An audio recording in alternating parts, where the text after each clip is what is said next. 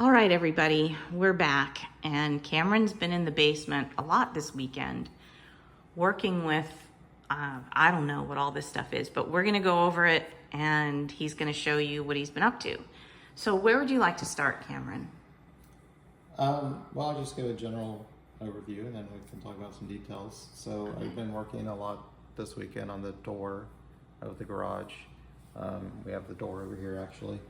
I added the extra hinges. I talked about changing it from 2 hinges to 3 hinges per panel, and I did that. Okay. I also added that piece of aluminum angle up at the top to help prevent it from flexing so much. Okay. And I think that's going to work out pretty well. So we'll be putting that back in. Okay. What are all those marks on the backs of the door? That's where I had the other hinges. Oh. So I've moved those. I see. I've moved those hinges out a little bit further. And Okay. put the hinges in the middle. All right. And then I've been working on the drivetrain and electronics to actually move the door. Okay, is this the drivetrain? Yep. Okay.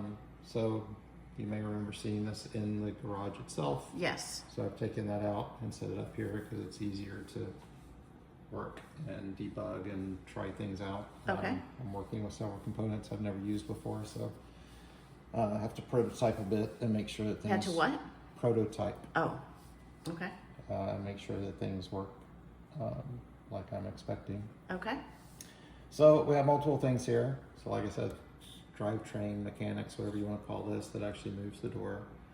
So a stepper motor that moves the belt, which moves the this bracket, which will move the door up and down. And that's driven by this stepper motor driver.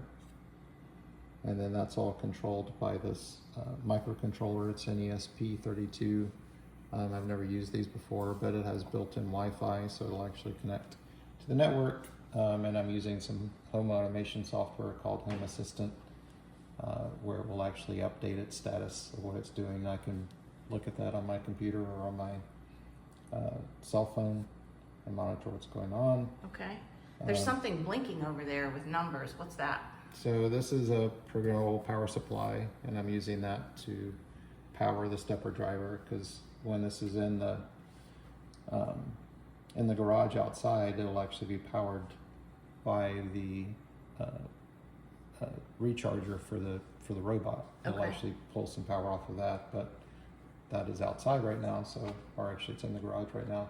So I'm just using this temporarily to provide power while I troubleshoot things. Okay. And then I also have this little device attached, which is a, you can't really tell from there, but it's a temperature, pressure, and humidity sensor. And I'm going to put this in the garage because I just want to make sure things aren't overheating, so I'll be able to monitor the temperature in the garage as well. Okay. So what about the pressure sense? Like what is that? What does that? It's how does just- that play into it? Is it atmospheric It's just pressure? atmospheric pressure, yeah, like Oh. and it's just built into the sensor. That's not something I'm worried about monitoring, Okay. but it's just built in, so Okay. it's all built into one sensor. All right. And that'll all go into the home automation software so you can see the temperature and humidity. Okay. And I'm still working on it, but I got to kind of a little bit of a breakthrough. Okay. So we have several switches here. These aren't really doing anything yet. They're supposed to be the end sensors. So if the door gets all the way up, the sensor triggers and the controller can see that, and same thing on the door all the way down. But we also have this switch, which will be mounted in the garage so that when the robot comes in, the robot will press against it when it's in, or it will release it as it's going out. And so as we see, if I press it, we have the movement that will lower the door down. Now this is going a lot slower than it needs to go, because again, I'm still testing and I don't want it going too fast and running into things. Also the belt is a little bit loose because of testing, but it'll be tightened up for later. But if the robot goes out, then it moves the other direction and will lift the door up.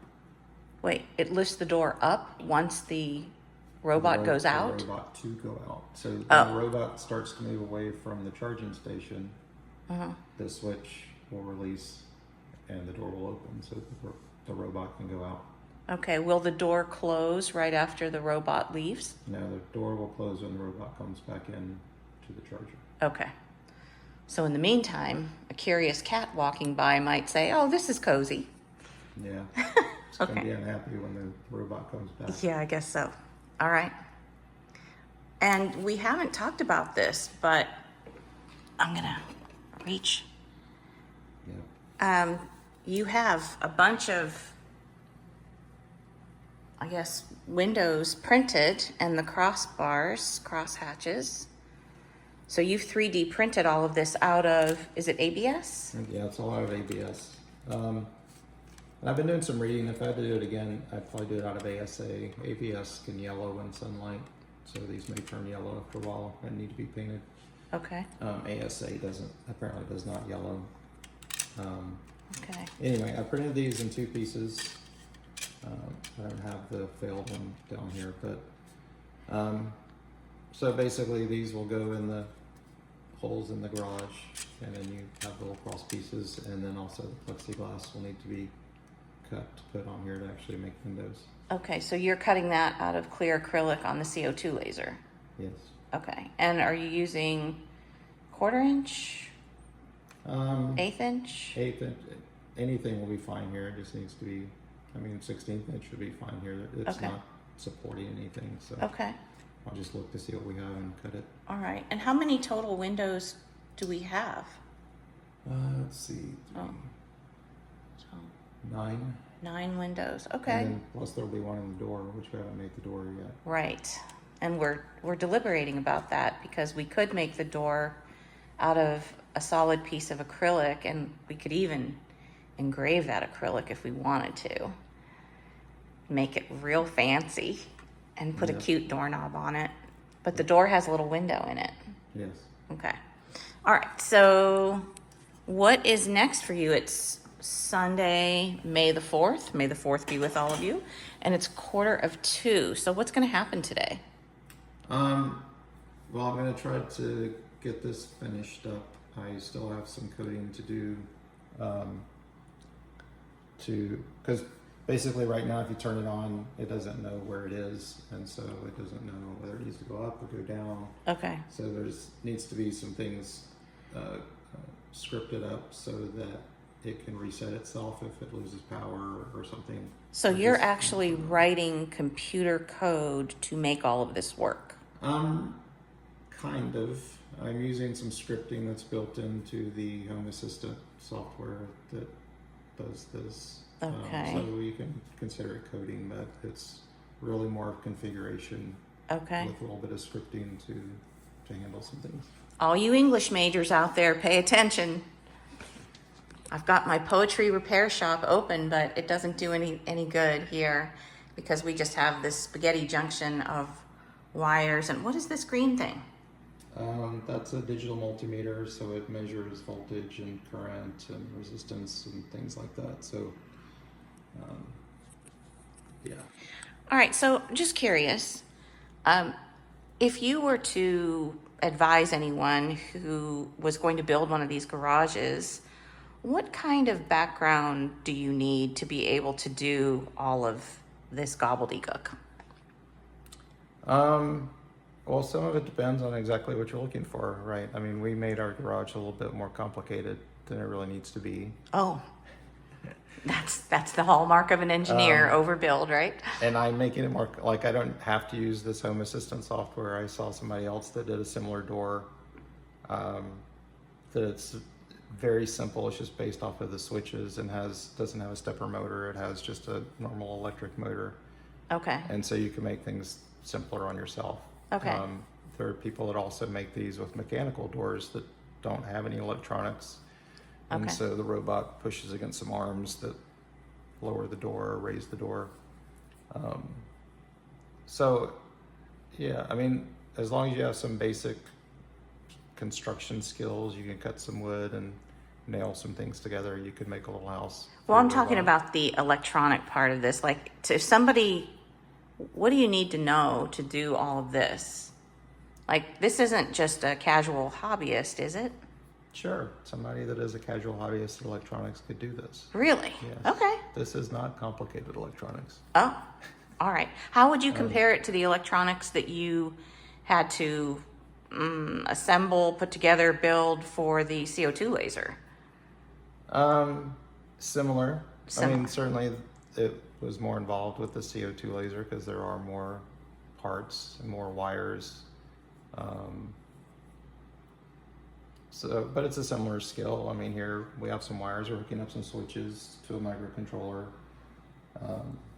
and then doing some scripting to make that controller do some things. It's not like I'm designing the controller. If I were designing it from scratch, yes, that would take a lot more skill. These are really designed for hobbyists and people to do things like this with. Okay. And so you can find lots of example code online of how to do it. You can find tutorials on how to set up this controller with switches and with stepper motors. So you just have to be able to learn, really. Okay, so what would a circa 1986 English major with a poli-sci communications double minor need to be able to do something like this? You'd have to learn to love wires. I hate wires. Okay. All right. So do you? It's a lot of detail. I mean, I know for you, you look at this and you see just a rat's nest of wires, and it is messy. When I put it all together, I will straighten it all out, and it will look a lot better. But again, right now I'm prototyping and trying stuff out, so it doesn't make sense to take the time to make everything look nice because wires get moved around. I decided to do something different. But it's paying attention to the detail. It's knowing which wire does what and what it needs to plug into. And again, you can learn that from online, from tutorials of how to use this controller. I think that this would be a course in how to make an English major cry. That's what I think. So this is all natural to him, folks. Like this is, rote for him, but for me, it's overwhelming. So anyway, I guess we'll come back and see what you have been able to put together by the end of the night. What you're probably going to be working on this till what, 10, 11, midnight tonight? No. All right. Okay, so we're probably not going to get as far as we thought we were going to get this weekend. No roof is going to happen. No. No. Okay. All right. Hopefully the door will be put together and working, but there's still a ways to go to do that. And hopefully the windows will be in, but Okay. those are kind of the goals for the day. All right. And we're going to have little interior lights too, right? Eventually. Eventually. Not today. All right. Well, more suspense. All right. Thanks for letting us know. You're welcome.